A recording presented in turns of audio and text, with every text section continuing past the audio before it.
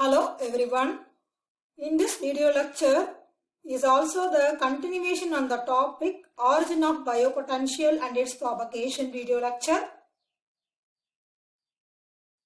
Now we are going to the topic the biopotential and its propagation. Outline of my presentation. First objective and then bioelectric potentials, structure of neuron, and finally resting potentials are discussed here. Objective. The main objective of this video lecture is to study about the biopotential and its propagation. Next.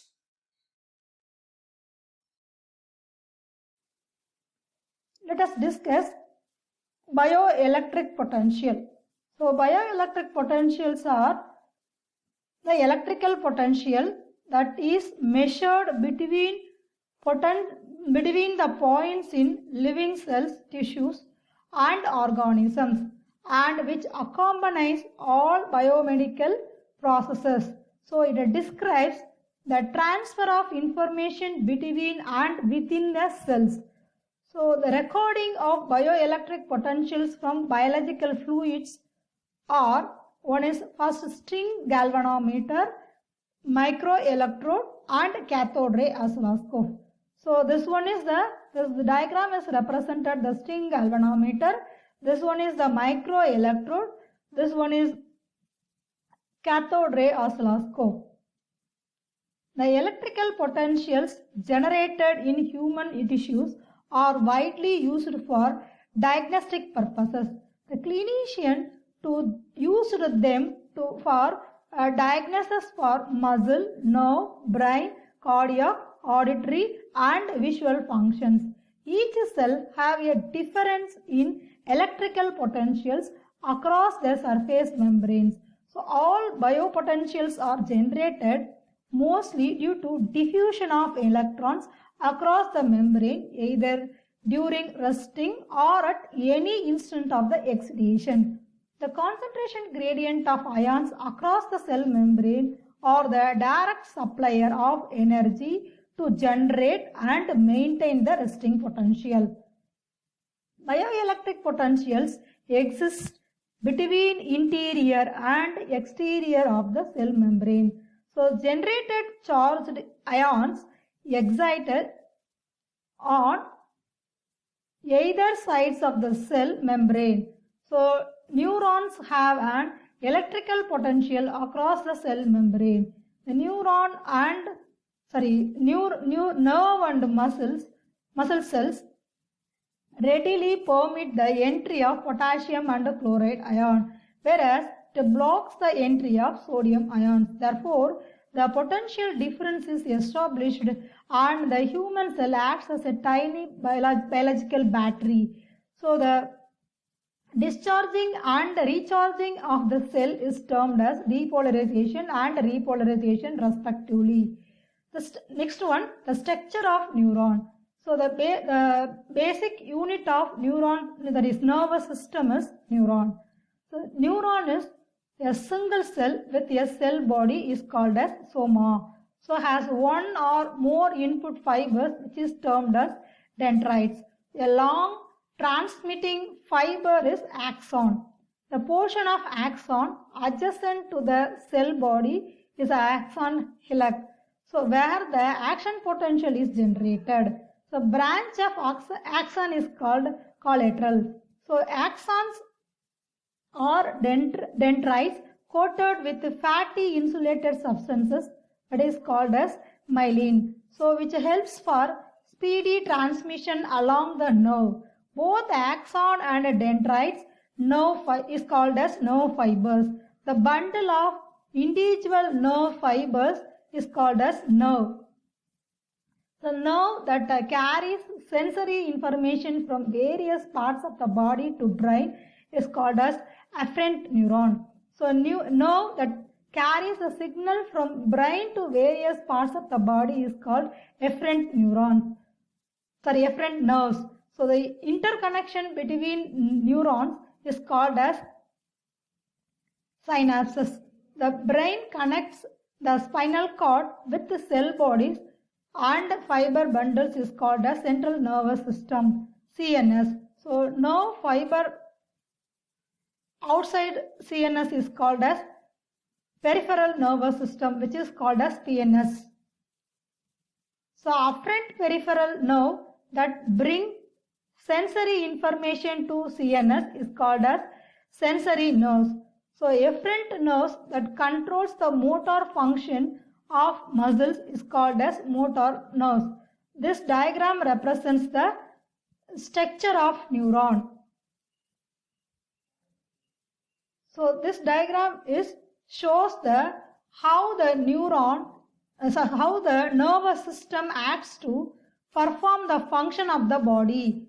So when we take writing a person by a right hand, the left side of the brain gives the signal to the right hand through spinal cord.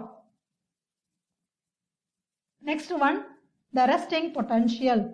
The electrical potential of a neuron or other excitable cell relative to the surroundings when not stimulated, that means at a rest, or involved in passage of an impulse, is called as resting membrane potential. The resting membrane potential of a neuron is about minus 70 millivolt. That means the inside of the neuron is 70 millivolt less than the outside. So at rest, there are relatively more sodium ions outside and more potassium ions inside the neuron. That is, the nerve and muscle cell readily permit the entry of potassium and chloride ion but blocks the sodium ions, and it is said to be polarized. Here, look at this. Here the outside of the neuron is only for sodium ion. The inside of the neuron is only for potassium ions. Here this one is a minus 70 millivolt for this resting potential. So the resting RMP is a product of the distribution of charged ions.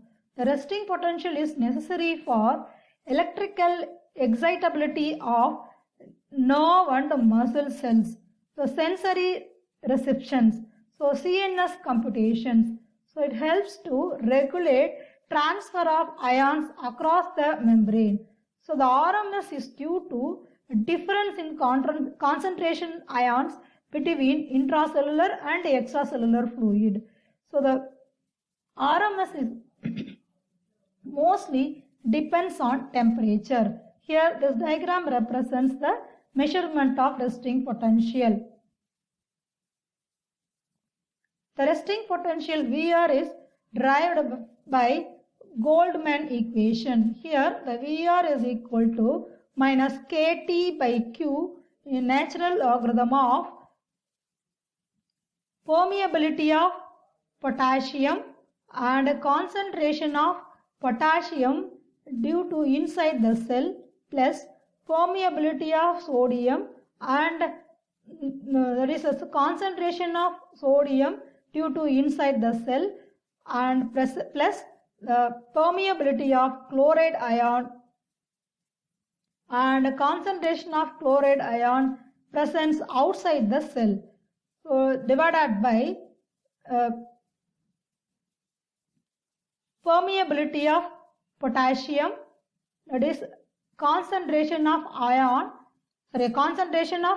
potassium due to outside the cell, present in the outside the cell, plus permeability of sodium and concentration of ion in the outside of the cell, plus permeability of chloride and concentration of ion in the inside of the cell, where VR is nothing but resting potential and K is the Boltzmann constant and T is the absolute temperature in Kelvin, where Q is the charge of an electron, which is nothing but 1.602 into 10 power minus 19 coulombs. So according to Boltzmann equation, the resting potential is that is VR is approximately equal to 86.8 millivolt. So substitute in this equation this one, the permeability of potassium and the permeability of calcium is approximately 0, so that this equation becomes Nernst equation, reduces to Nernst equation. So E is equal to minus RT divided by N into natural logarithm of C1 into F1 by C2 into F2, where R is the gas constant, T is the absolute temperature, N is the valence of an ion, F is the Faraday's constant, and C1, C2s are the two concentrations of the ion on the two sides of the membrane, whereas F1 and F2s are respective activity coefficient of the ion on the two sided of the membrane. The genus and the ionic basis of these potentials were visibly revealed by using voltage clamping techniques, channel blockers, patch clamp techniques. The polarized ions prepare the neuron for an active potential, and it is termed as dynamic equilibrium, and gets ready for a change in its electrical charge. So during this potential, the cell membrane keeps some chemical form passing back and forth from inside to outside of the neuron. This membrane is selectively permeable to chemicals. So that is, chemicals passes easily through this membrane. Next, the outside sodium is beyond 10 times more concentration than inside of the neuron. The sodium is removed from inside and potassium is allowed because of the sodium potassium pump. Here you see here look at this here. This diagram represents the due to the sodium potassium pump. So in this sodium potassium pump is made of proteins, and it transports sodium outside of the cell and potassium inside into the cell. So the selectively permeable membrane and the blocked sodium gates keeps the pumped out sodium coming back.